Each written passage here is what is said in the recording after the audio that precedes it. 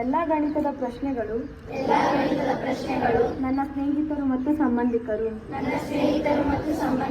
ನಾನು ಗಣಿತವನ್ನು ಹೆಚ್ಚಾಗಿ ಪ್ರೀತಿಸುತ್ತೇನೆ. ನಾನು ಗಣಿತದ ವೇಗ ಮತ್ತು ನಿಖರತೆಯ ಬಗ್ಗೆ ಹೆಮ್ಮೆ ಪಡುತ್ತೇನೆ. ನಾನು ಯಾವಾಗಲೂ ಗಣಿತದ ಪ್ರಶ್ನೆಗಳನ್ನು ಬಿಡಿಸಲು ಪ್ರಯತ್ನಿಸುತ್ತಿರುತ್ತೇನೆ.